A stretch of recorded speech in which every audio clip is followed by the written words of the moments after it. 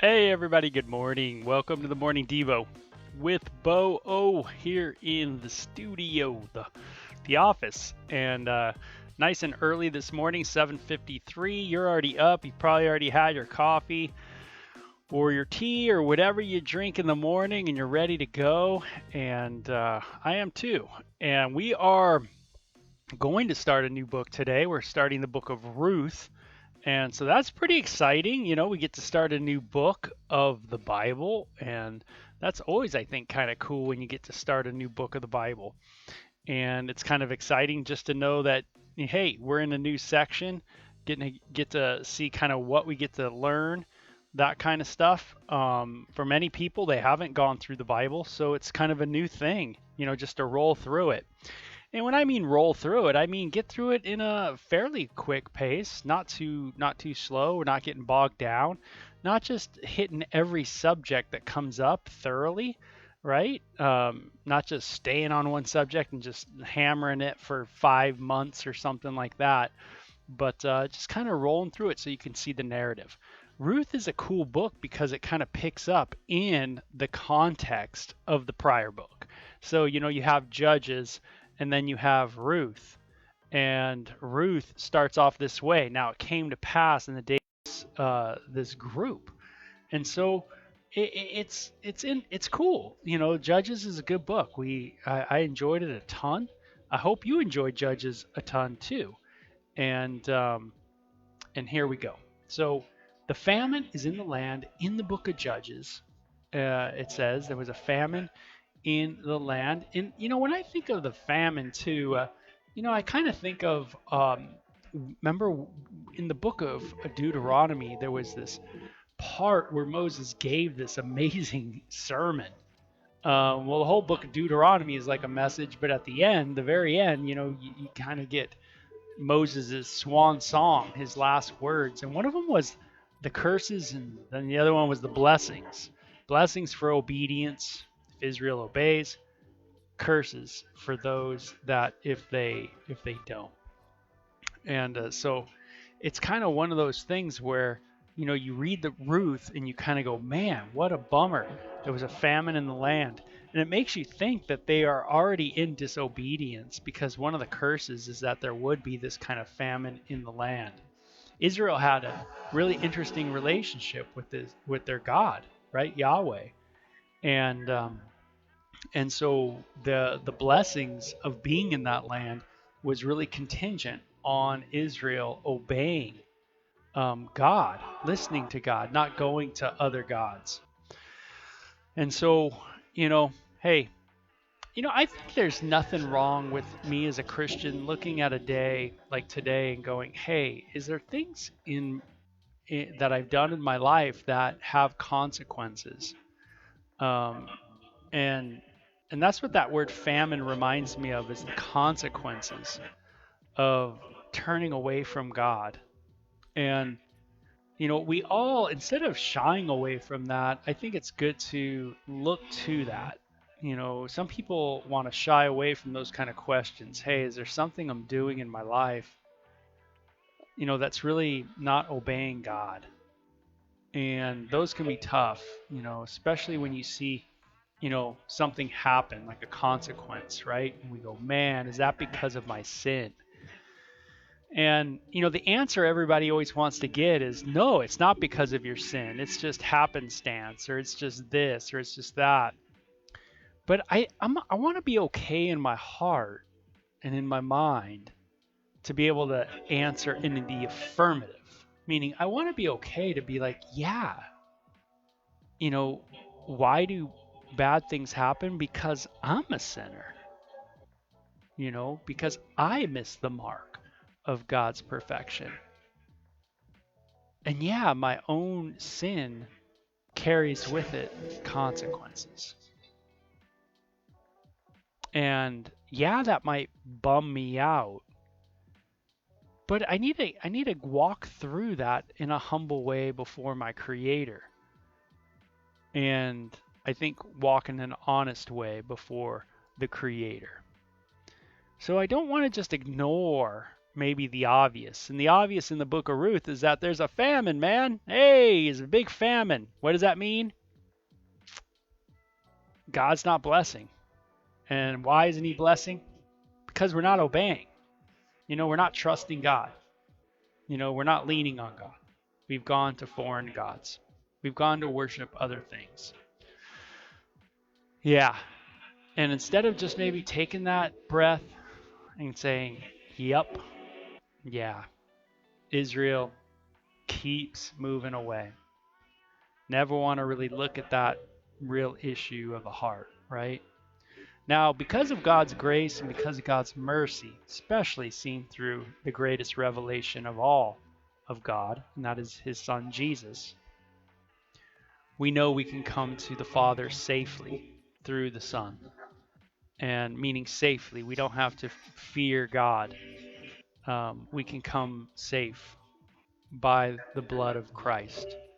And so I can't take that vulnerable heart of mine and that goes, hey, this happens because of sin. And this very well could be happening because of my own sin.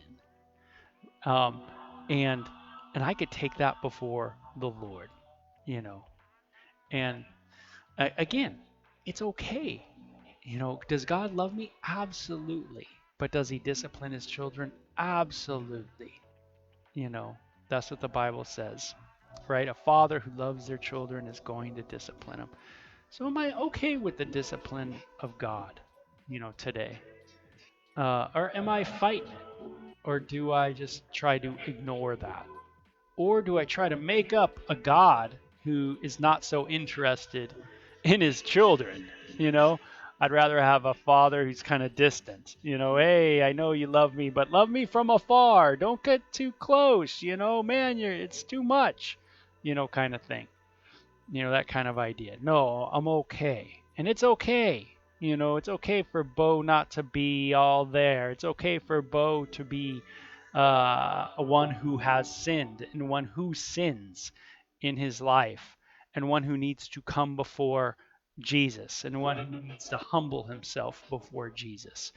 It is good for me to come into the light. You could see how everything in us, as far as our pride, wants to prevent us from sometimes seeing the most obvious thing, right? And that is, we got a problem. The famine says we got a problem in the land. And a certain man from Bethlehem, hey, Judah, went to dwell in the country of Moab. He and his wife and his 2 sons. Wow, he goes to Moab. If you don't know who the Moabites are, look it up real quick and you'll remember and go, oh, I remember the Moabites now. So you can just get out your Google or your DuckDuckGo or whatever and just type in real quick, who are the Moabites?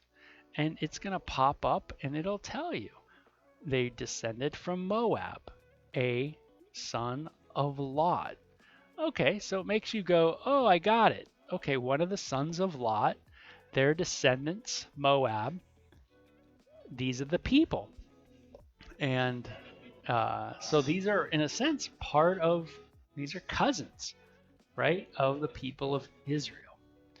And so here you go. He comes out of this area, Bethlehem. He goes to the area of Moab, and he sets up shop, right?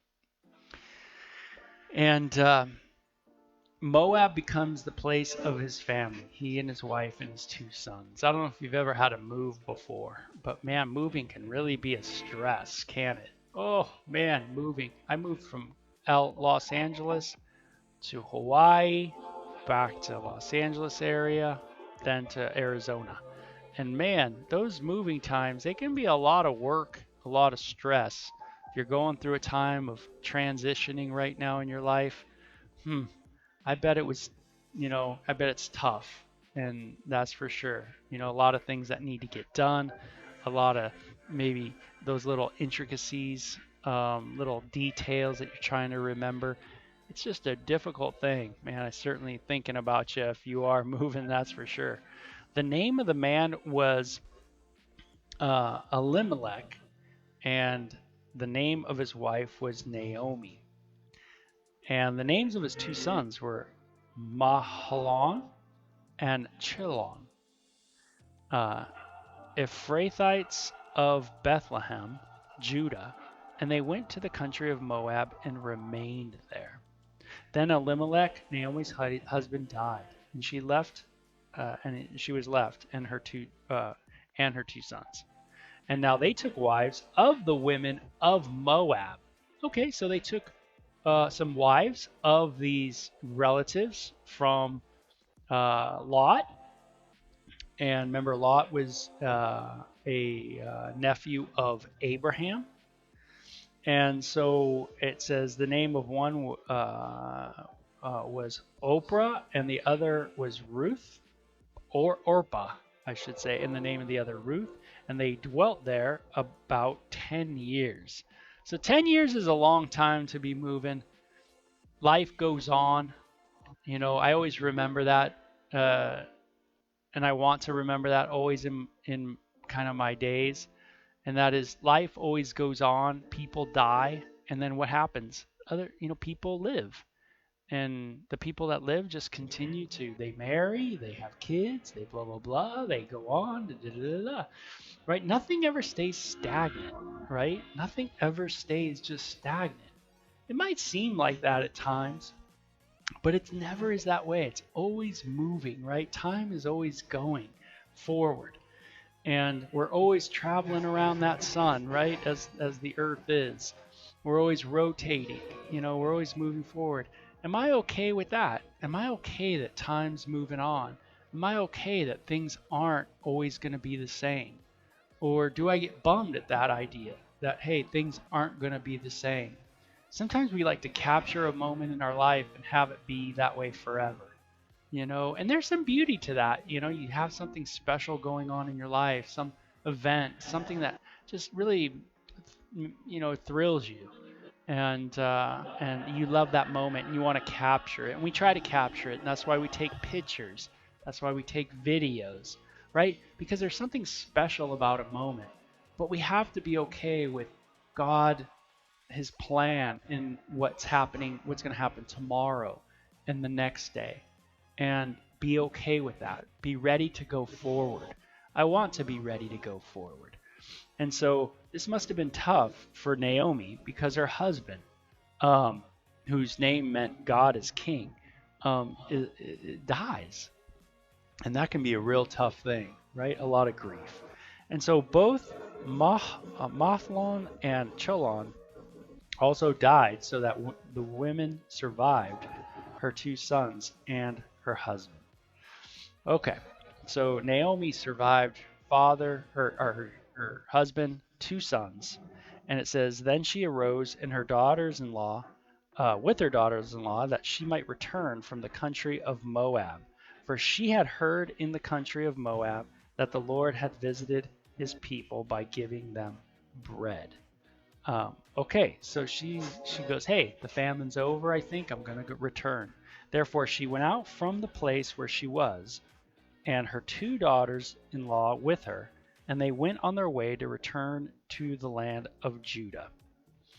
And Naomi said to her two daughters, go return each to her mother's house. The Lord may deal kindly with you, as you have dealt with the dead and with me.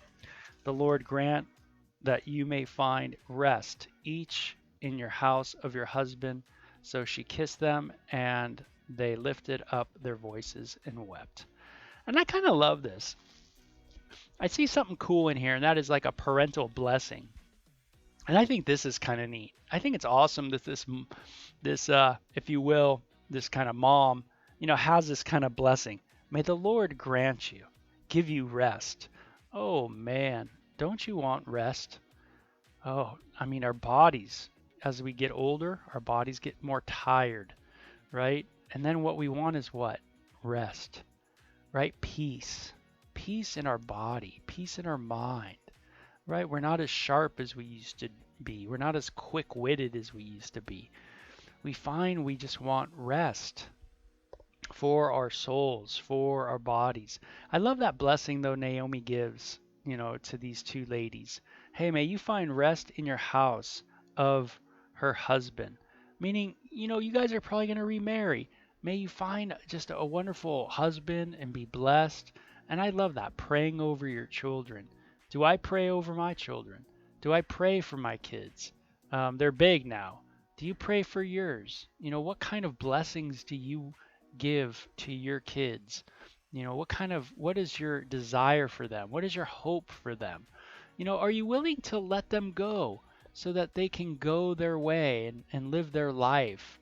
Or do you just because of our own insecurities, do we want to hold on and clutch a hold of someone, close to us and not let them go because we want to feel, comforted.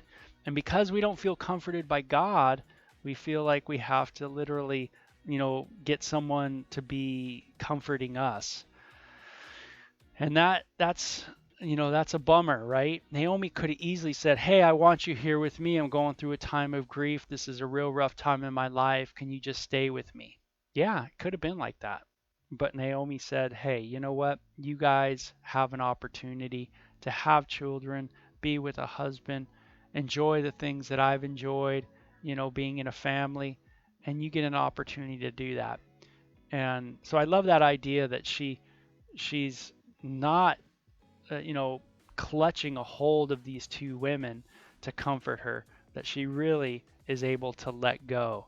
And man, that's a big word for us, right? To let go and, let people go. The father in the prodigal son narrative story in the New Testament, the father lets the younger son go.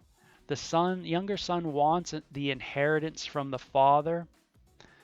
The father gives it to the kid, gives it to the young lad, and he goes and lives a prodigal life, spends all that money on prodigal living. But isn't it interesting?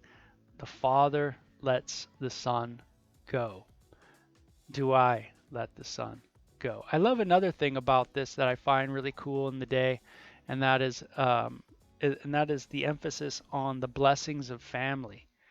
Um, she desires to let them go so that they too may potentially find a husband and have a family. And I think it's awesome that her emphasis to them is on that possibility of having something that she's had in her life, family. Too many times in this world we diminish family. We pick it apart, we criticize the family nucleus. We criticize husband, father, this kind of relationship, having kids. Man, it's crazy to think that someone would diss that. Um, but that's what people tend to do that are angry. They tend to diss something that seems so natural. Whether it's in the human kingdom or the animal kingdom, right? That people come together and have a family.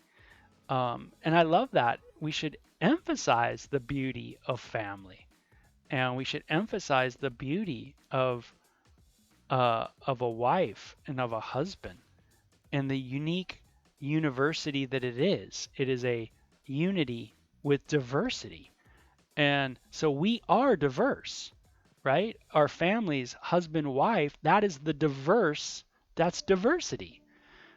We're unified in diversity, male and female.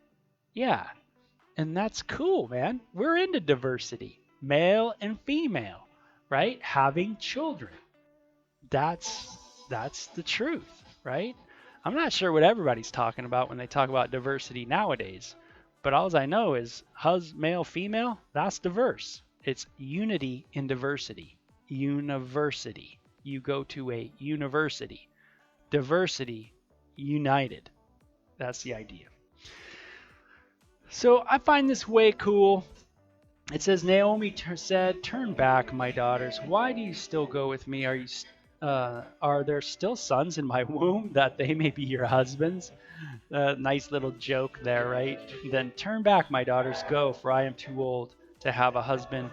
And if I should say I have hope, if I should say I have hope, if I should have a husband tonight and should also bear sons. I'm reading from the New King James Version, and so some of the way the sentence structure is a little different. It's definitely not as modern as some of the other translations. So sometimes when it reads a little interesting. You have to almost think through it every sentence, right? It's not as fluid as maybe like the New Living Translation or things that the way we talk nowadays. It says, would you wait for them till they were grown? Would you restrain yourselves from having husbands? No, my daughters, for it grieves me very much for your sakes that the hand of the Lord has gone out against me. So she sees herself as being a part of this judgment. She it doesn't say she's mad at God or anything like that. She's just looking at it like, hey, man, God gives and he takes away, and I need to trust the Lord through whatever, you know. And then then they lifted up their voices and wept again. Orpah kissed her mother-in-law, but Ruth clung to her. Interesting. The two women have different reactions. Orpah says, you know what? I love you, and okay, I'm going to listen and I'm going to go. Ruth, on the other hand, man, she hangs on with everything, right? And she wants to stay close to Naomi, which is beautiful, right? It's not that Orpah did anything wrong. It's just that Ruth saw something in Naomi and it kind of captured her, and like, hey, I want to be close to this lady. Hey, women, are you the type of Christian woman where other young women in the flock just want to cling to you? They see something in you that's attractive, and they go, man, that's a Christian woman. That's what I want to be like. I want to be close to that Christian woman. Man, wouldn't that be cool? To have someone cling to me, someone go, hey, that Bo dude, I want to walk like Bo walks. I want that relationship with Jesus like that person. I want to cling to that person. I want to be close to that person. You know, well, what am I doing? That kind of idea. What kind of example am I setting? Naomi also obviously had a great example that she set. She had a wonderful relationship with her daughters-in-law, which is so cool. Ruth says, entreat me not to leave you or to turn back from following after you. For wherever you go, I will go, and wherever you lodge, I will lodge. Your people shall be my people, and your God my God. Wow. She's a Moabitess, and yet she's really wanting Yahweh. She loves that Naomi has this relationship with God and the true and living God, the creator, the invisible God, but the one who moves everything. And she is intrigued and she wants to be a part of this. Where you die, I will die, and there I will be buried. The Lord do so to me and more also, if anything but death parts uh, you and me. Wow. What a commitment of faithfulness that Ruth portrays here. I hope I'm portraying that kind of faithfulness. I want to portray that kind of faithfulness in life, especially in my family relationships, right? Help me to do that, God. Do I do it perfectly? Absolutely not. So many things of failure, but we definitely do our best, right? Well, we'll end right there today. We'll pick up in Ruth tomorrow, but a lot of cool little gems in there, right? A lot of good character qualities. Naomi really stands out to me as just someone who's got some really awesome character qualities there. Just a wonderful heart to hear from God, to be able to deal honestly with God where she's at, and also to be able to have a wonderful letting go, and understanding that people do have to move forward. She doesn't, cling on to people, force people to be with her. And then we see that she had an incredible spiritual walk, obviously, because Ruth really wants to stay with her. And Orpah, it sounds like, did too, but she ended up, moving on. And so, man, I hope we have lives like that too. So the book of Ruth, it's going to be a cool book, a short book. We'll get through it pretty quick. But man, I think we'll get some cool stuff that we can think about. daily. So you guys take care. Thank you so much for listening. Bye bye.